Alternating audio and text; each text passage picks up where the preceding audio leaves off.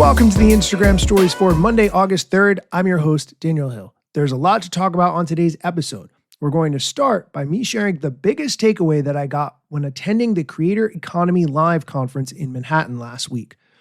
Also, we'll get into exactly what happens when you like someone's picture on Instagram from a long time ago. Have you ever had the experience where you're scrolling back on someone's feed, you're maybe years into their post archive, and you accidentally like a photo? You might try to unlike it. What happens? The head of Instagram will explain. The Edits team has an update that now allows you to share directly from the Edits app to your Instagram story, along with some other updates.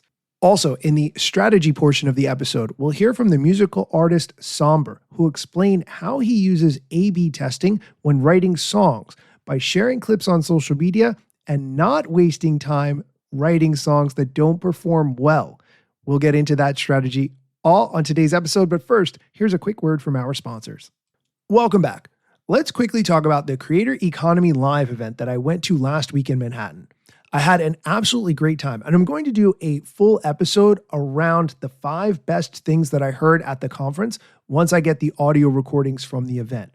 I'm going to make a full episode of that. Look for it in the coming weeks. But in the meantime, there is one key tip that I wanted to share that I heard in a session called Show Me the Money.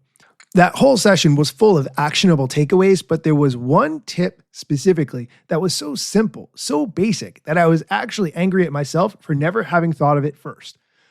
So if you've ever posted a reel on Instagram and it doesn't perform well and you worked really hard on it and you're super upset about it, which I feel all the time, what can you do? People have different strategies, but one of the panelists in this session recommended sharing that reel to your close friend's story and asking your close friends to give it some love. Now, I know that sounds simple and I know it sounds basic, but number one, if you don't use close friends very often, your close friends will see this story with a green ring and they will think, oh, this person doesn't share close friends' stories very often. This must be something interesting, unique, important, or something they don't want their entire audience to see. And second, because they will support you because they are your friend, they will go leave a comment on it, share it, engage with it in some way, and that will signal to the algorithm that this piece of content is performing well.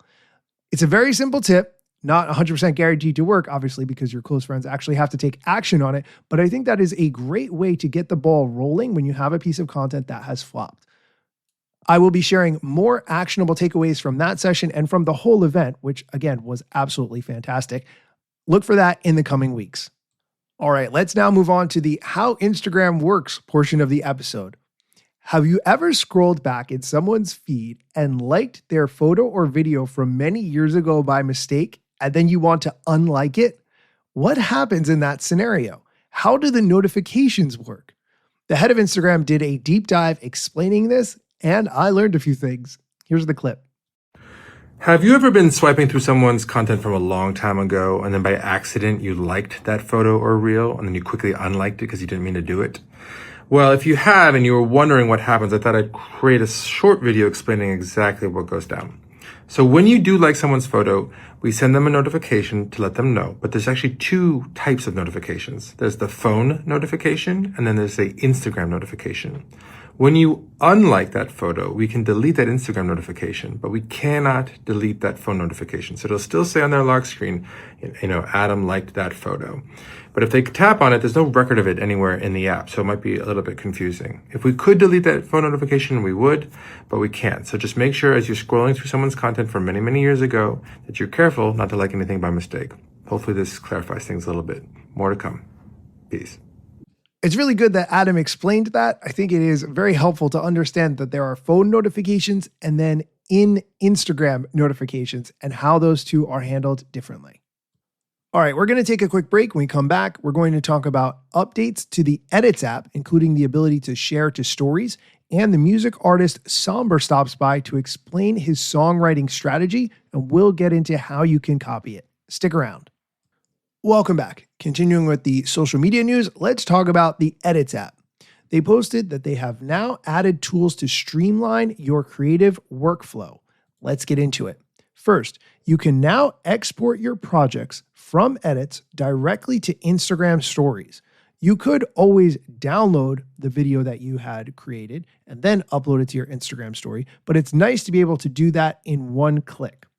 Additionally, they have now added the ability to filter audio searches so that you can find audio based on specific vibes or interests, so that you can find the audio that you have in mind more quickly.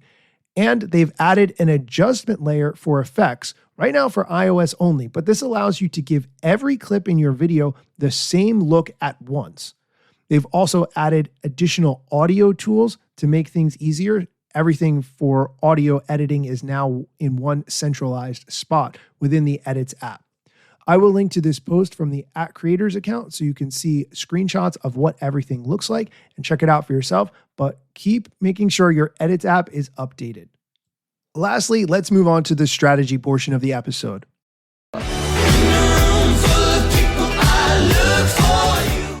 The music artist Somber talked in an interview about how he usually doesn't have the entire song finished when he shares a clip of it on social media. He uses the clip to see how well the song performs, and based on that, he will decide whether or not to write the rest of the song. I know that sounds completely backward from how songwriters probably used to do things, but I think this strategy makes a lot of sense because it means he doesn't waste time writing songs that people don't like. Here's the clip of him explaining this process, and then after, we'll talk about how to copy this strategy. All my hits I made in the process of them blowing up, because I don't finish songs usually. Like I will post the chorus online. Why do you do that? What I like doing is making something that I am really happy with and then seeing if people want it now or later. Being able to A/B test things. Music, like when else could you do that? A/B test music with people. So you make it in the process, you post stuff, and then all of a sudden you see people respond to it. Yeah. And what do you do next? If I like the response, I'll finish it and I'll drop it. But 12 to 12 was the one song that I didn't test. That was the song that I made, and I was so passionate about that song. I was like, I'm not even going to leak this or test it. I'm going to make sure this works no matter what. I think this clip is an excellent reminder that before you go investing a lot of time and energy in a new strategy, find some way to test it on a small basis with minimal effort to see if people respond. It's very tempting to want to make a huge launch of something, putting a lot of time and energy into making sure that it is perfect before anyone sees it and that there's a whole load of content behind that people can dig into more. But by following Somber's strategy of putting minimal effort into something and seeing if people like it before creating any more in that similar style helps to save time, energy, resources, and helps you focus on things that people actually want to see and hear. I think this is a really good strategy. I love this clip. I'll be thinking about how I can incorporate this in my own content. That is it for the news and strategy portion of today's episode. I am continuing to work on my YouTube channel, creating a video version of this show. I will link to it in the show notes. If you can check it out, give it a subscribe, a like. I would really appreciate it if you shared it with someone else. Making a video version of this content is way harder, but hopefully more rewarding in the end. We'll see. Please go find the link in the show notes or look for me on YouTube at Daniel Hill Media. Thank you for listening, and come back next time for more social media news, strategy, and other things you should know. Let's get it. The year was 2013. You posted your first pic, and you're glad you posted scene.